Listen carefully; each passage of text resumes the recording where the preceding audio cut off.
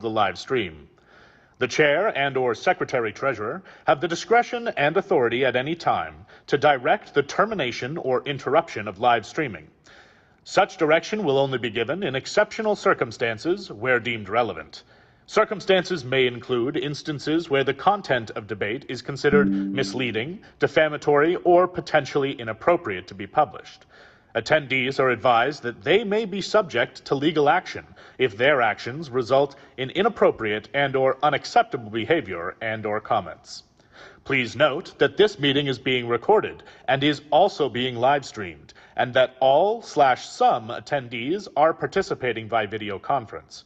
Accordingly, please be aware that other people may be able to see you, and take care not to screen share your computer.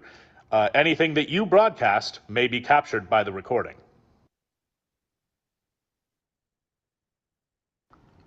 In accordance with Section 44-1 of the Planning Act, the Council of the Township of Ramara has appointed this Committee of Adjustment to hear applications for variances to the zoning bylaw and applications for consent to sever land.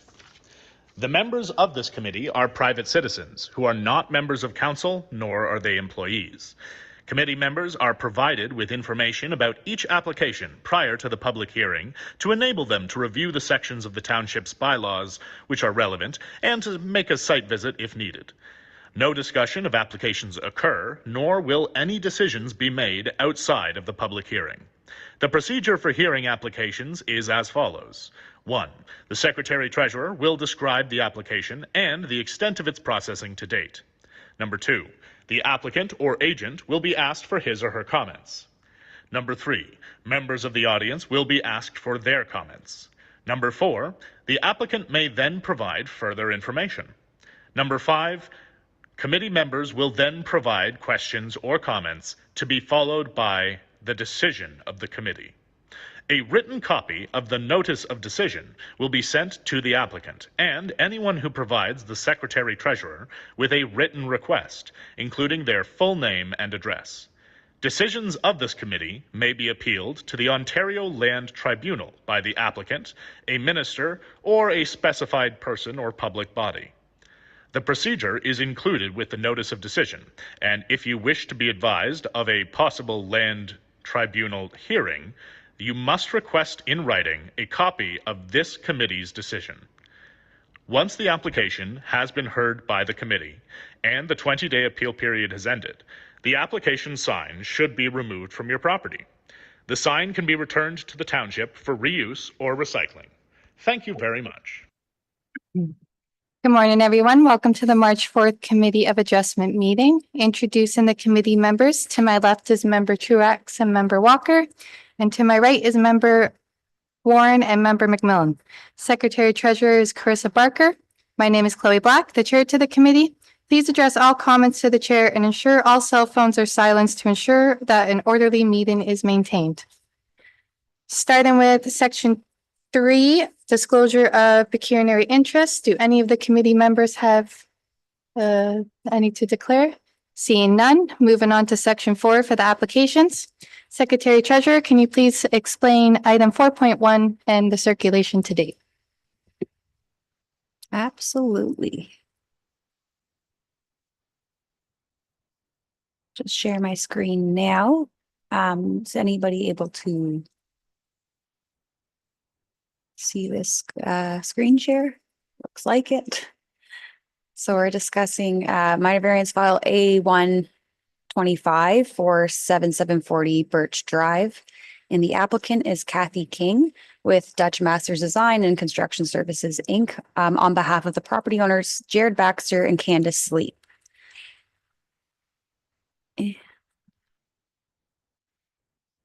This minor variance was submitted to request relief from the minimum interior side yard provision to allow for a proposed approximately 40 square meter detached garage. And that will require a proposed 1.52 meter setback, which would require a 1.48 meter variance to the zoning bylaw for provision 14.2D. Here is just a site plan that was circulated for the proposal. And we see the proposed garage here with the highlighted 1.52 meter setback. And this property does abut municipal or just a boat launch. For circulation, the application was circulated in accordance with the Planning Act, and no comments have been received other than from Ramara Building Department, which advised that an Ontario land surveyor will need to pin the footings prior to pouring foundation anyway during the construction stage to ensure that the setback is as presented, and that potentially an eaves trough and other measures are going to be required to ensure stormwater management is maintained within the setback. And other than that, we haven't received any comments. The property is approximately 0.62 of an acre in total area. It has approximately 30-meter frontage onto Birch Drive. It is surrounded by other built-up residential lots within the hamlet of Washago, which is a recognized partially serviced settlement area in Ramara. And the property is designated settlement in county's official plan and is designated hamlet in Ramara's official plan and is zone hamlet in Ramara's zoning bylaw. In terms of the 4 tests of a minor variance under section 45(1) of the Planning Act, the following is a review of the 4 tests. First test is the proposal keeping with the general intent and purpose of the zoning bylaw. Staff's opinion that yes, the proposal does maintain the intent of the zoning bylaw as it complies with the permitted uses and all other zone provisions are complied with. The hamlet zone does require 3-meter minimum interior side yard provision. And that's an increased setback compared to other residential zones. And that's kind of in place in the zoning bylaw to maintain the character of the rural settlement area. However, other zones would allow for like a 1.5-meter setback. But the proposed garage does conform with the intent of the hamlet zone in terms of maintaining the character of the surrounding lands. And there is appropriate room to maintain drainage within the lot. In terms of the proposal for test 2, maintaining the general intent and purpose of Ramara's official plan and the County of Simcoe official plan, it is staff's opinion the proposal does maintain the intent and purpose, as the proposal is an existing lot of record that complies with the permitted uses of the property's zone and land use designation. It is compatible with the surrounding land uses and maintains the character of the surrounding lands. And the garage is outside of the flood line toward the high water mark of the property. It's not foreseen to increase a risk to human life and or property damage in the proposed location. Test 3, are the requests of variances desirable for the appropriate development or use of the subject lands, building, or structure? Staff's opinion that the proposal is, as the existing deck does need to be replaced. Sorry, I think I have the wrong slide here. So in terms of this request of variance, the septic location is towards the front of the property. The existing location of the driveway would be aligned with the proposal. And again, the proposal will still maintain drainage. So it is desirable in the location. If they were to put it towards the high water mark, that wouldn't be desirable, as there's a flood line there. And so in staff's opinion, it does satisfy test 3. And then for test 4 are the requests of variances minor in nature. The request of variance is minor, as the setback does provide for adequate drainage on the property. The building permit process can capture the drainage review within the reduced setback and confirm that the setback is complied with. And again, use is permitted compatible with the surrounding lands. So it is staff's opinion, again, that the requested variances do satisfy the 4 tests of a minor variance.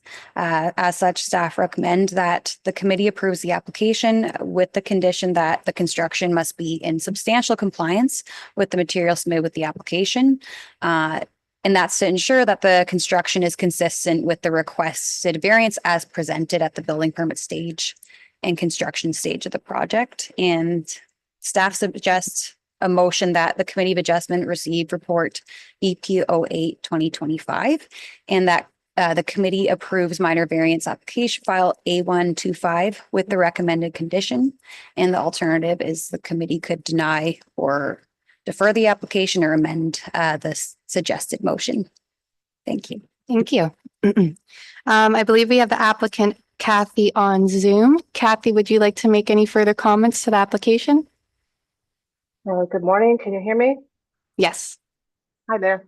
I think that covers everything from the applicant's standpoint. A general storage garage for accessory use.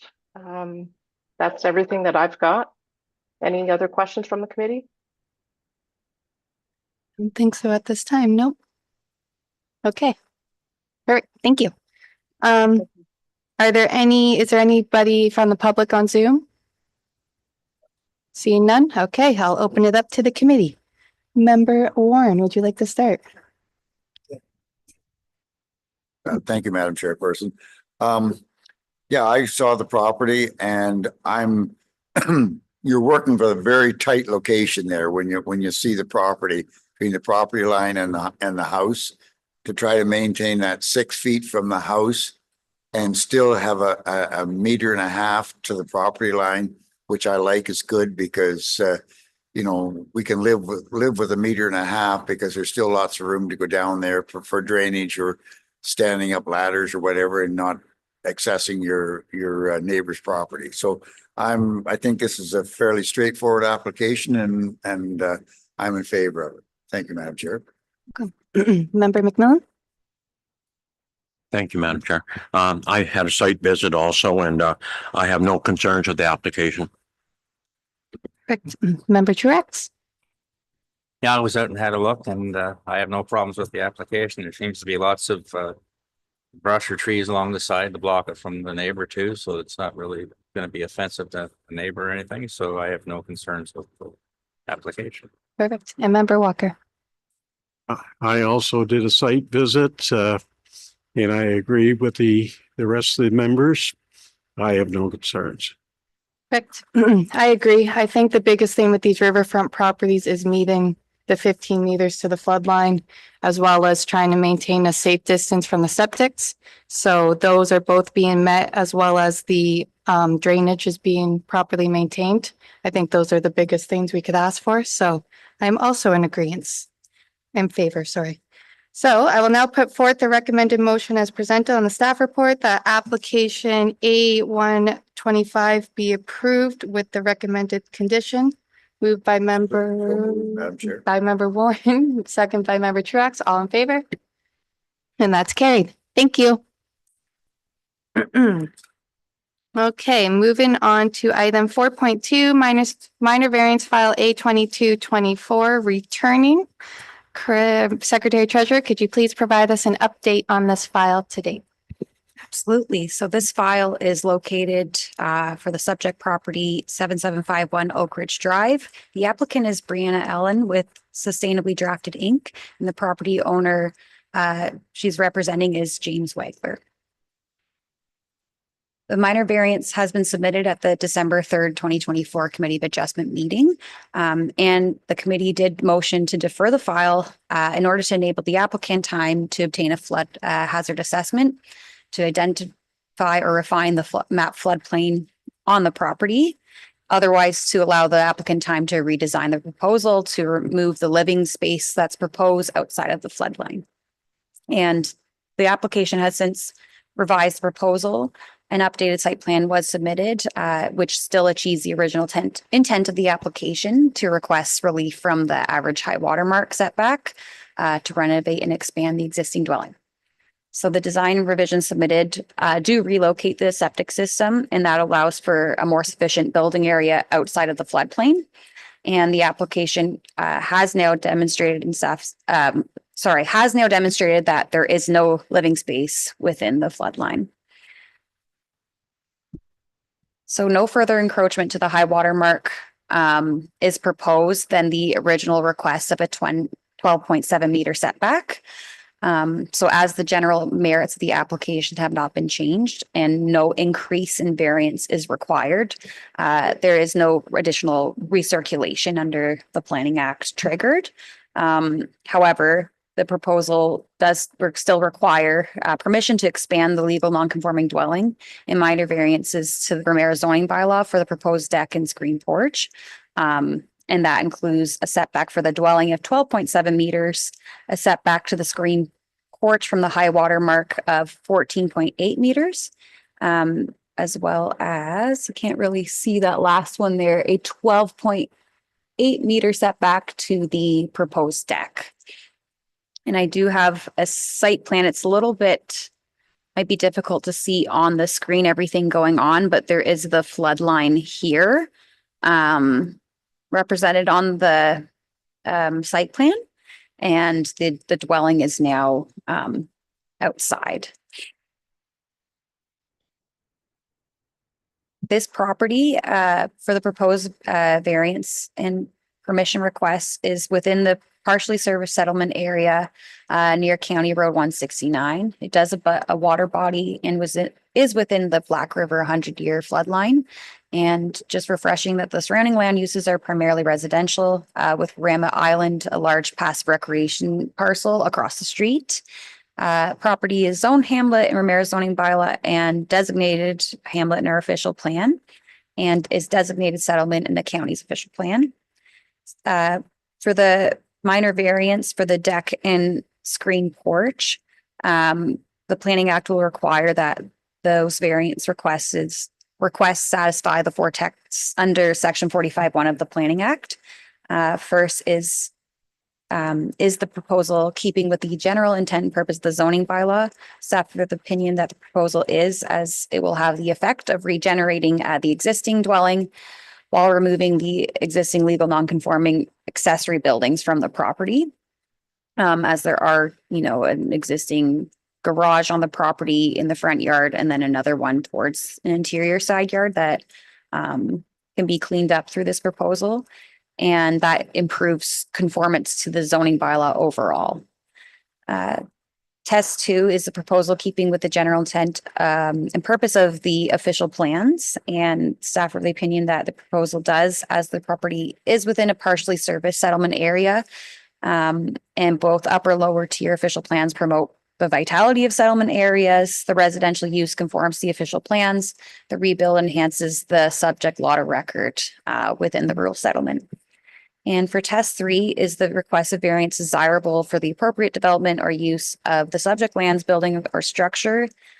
Staff their opinion that yes, this proposal satisfies test 3, as the existing dwelling does need to be replaced, and the proposed attached decking and screened room does enhance the residential use of the property. And they are outside of the floodplain. And the application ensures that the new sewage system to be installed will comply with, again, the prescribed setbacks of the Ontario Building Code. And although part of the property is prone to flooding, again, the proposal only has some decking slightly within the flood line. Actually, I believe that the decking is completely out. I apologize. Only the decking does slightly encroach the high water mark, but one is by 0.2 of a meter. And again, the other for test 4 is the requested variance minor in nature. Again, the setback that the decking is encroaching is very minimal being requested. The uses are permitted. And the proposal is overall compatible with the surrounding lands, and the increase in the dwelling living space is not that large of an expansion compared to the existing dwelling. And the yard projections that could apply to some decking, in this case, due to the topography of the land and the slope that the land is on, the yard projections that may allow more flexibility for the decking proposed is not applicable due to the slope of the ground. Otherwise, the proposal brings value to the property and surrounding lands, again, by regenerating the existing dwelling and removing the non-conforming buildings. So based on the information received, staff are of the opinion that the proposal does satisfy the 4 tests of a minor variance under Section 45(1) of the Planning Act. In terms of section 45(2) of the Planning Act, the requested increase to the existing dwelling size would be subject to the test for an application for permission. And this is because the building is legal non-conforming. The proposed increase in dimensions does not change the use or project the dwelling further into the established building line of that 12.7 meter setback. However, the dimensions are changing. And that's why this application permission is required. So should the committee grant permission to reconstruct the legal non-conforming dwelling within the 12.7 meter setback, the following reasons can be provided. And one is that the proposal is desirable for the appropriate and orderly development of the land, as the existing dwelling needs to be replaced and it cleans up the existing non-conforming accessory buildings on the property. And it is a minor increase at about only 20.9 square meters of living space compared to the existing. And additionally, the proposal is not triggering adverse impacts to the surrounding community or environment, as the proposal is redesigned to keep the living space outside the flood line while maintaining Ontario Building Code prescribed setbacks for the sewage system. And there's no living space encroaching the high water mark, apart from what within the existing building envelope. And again, it does add further value to it and does enhance the existing land, which helps the surrounding area. So overall, it's staff's opinion that allowing the redesigned new dwelling satisfies for the requirements under section 45(2) of the Planning Act. Overall, it's staff's opinion the proposal satisfies the tests required for both minor variance and permission application under the Planning Act. Therefore, staff recommend the committee approves the application with the condition that the construction is in substantial compliance with the materials submitted with the application. And again, just to be consistent with the committee's approval. That's why we are recommending the condition. The suggested motion is that the committee receives report BP 0925 published to today's agenda, and that minor variance application A2224 be approved with the recommended condition. Alternately, the committee could amend the suggested motion, defer, or deny the application. Thank you. Good morning. Would you like to come up and make further comment?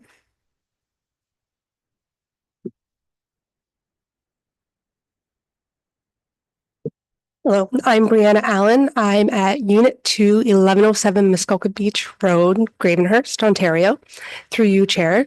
So thank you very much, Carissa, for the presentation. So since December, when we first met, we have had the EcoFlow specialist from Ontario come and check out the site and redesign a septic that does work for the site in a new location.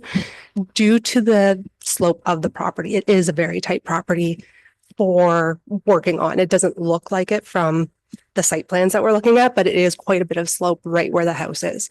So we do have a location for the EcoFlow septic that is allowing us to move the house north on the property, which was the original location of the septic that was a little bit larger.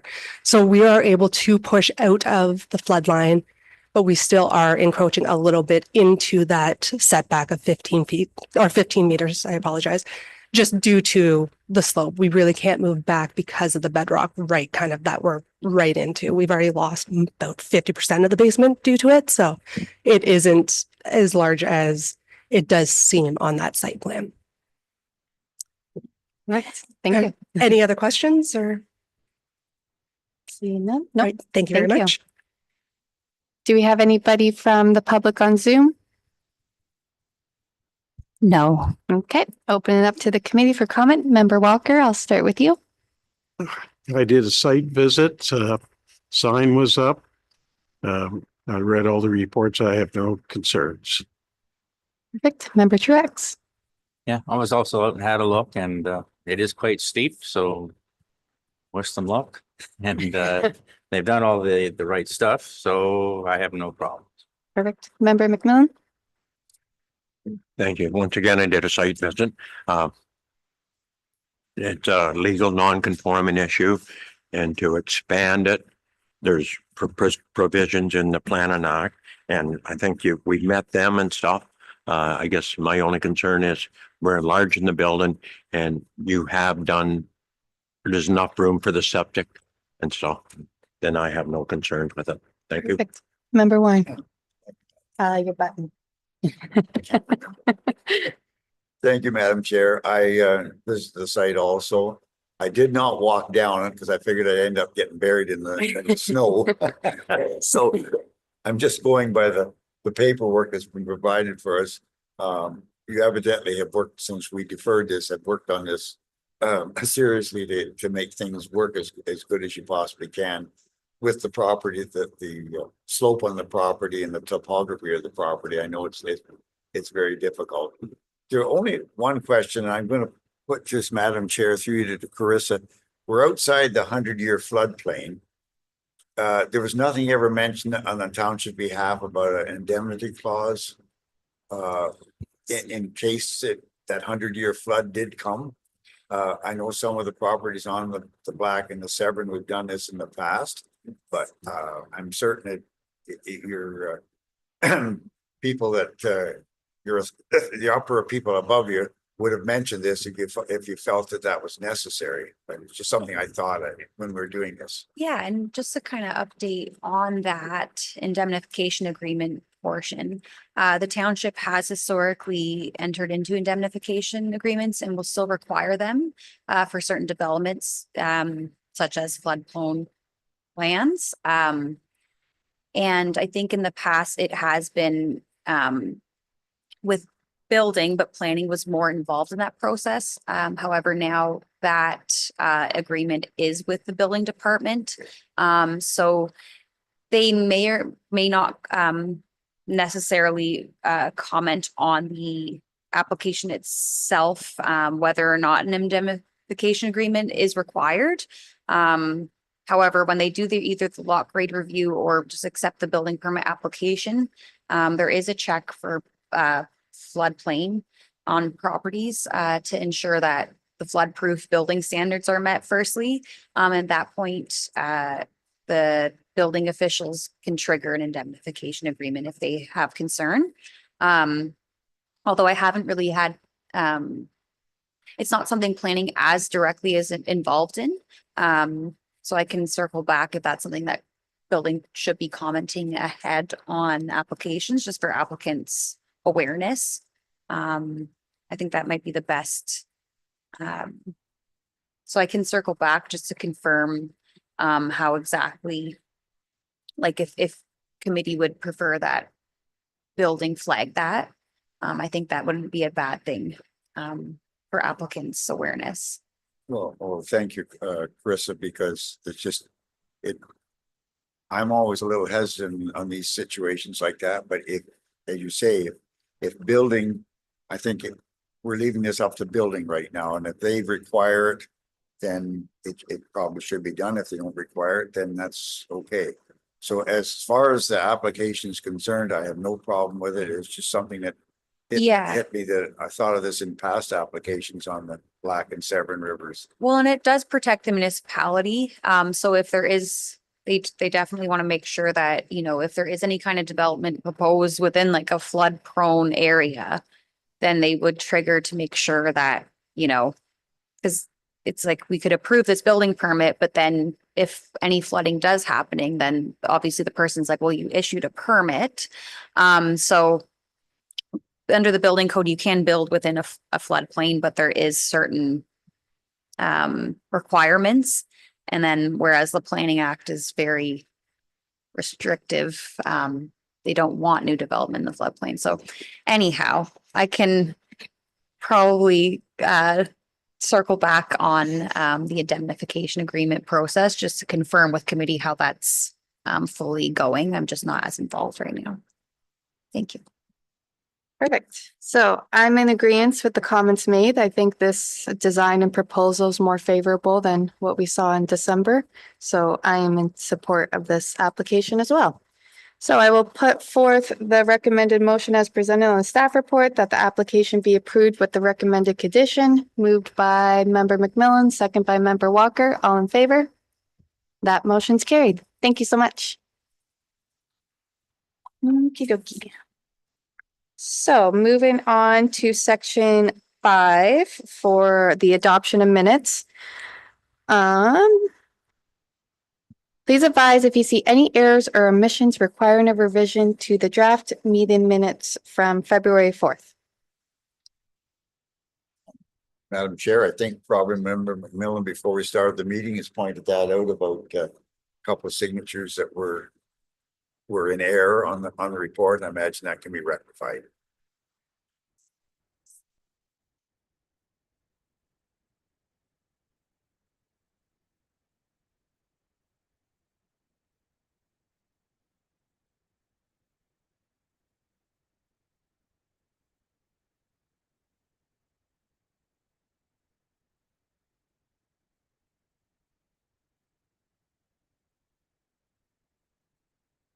My mic isn't on. Okay, say it all again. Within the staff report on today's agenda, BP 0925, originally there was an error in the report for a motion for the deferral of the application the application file A2224. The mention of the committee's motion to defer has been amended in the report. So it's now motion 4950-2024 when it was 49-2024. But those are not on the minutes, so that should be fine because I have updated the report. And now when you access the agenda, it'll say the right motion. Okay. So, can I have a motion that the draft minutes from February 4th, 2025 meeting be approved as presented? Moved by member Warren, second by member McMillan. All in favor? And that's carried. So unfinished or new business. So I suppose on next meeting's agenda, we could have a staff update about the what do you call it? Identification clause. Is that where that would go, Carissa, for discussion? Yeah, I'll confirm exactly how that's being triggered because we have every department will have certain operational procedures. And then just if that's something that they should be flagging at the time of variance. Okay. Absolutely can provide an update. Thank you. You're welcome. And then see no new business or unfinished. Okay. So I will move to adjournment. That the Committee of Adjustment meeting adjourn at 10:04 a.m. Moved by member Truax, second by member Walker. All in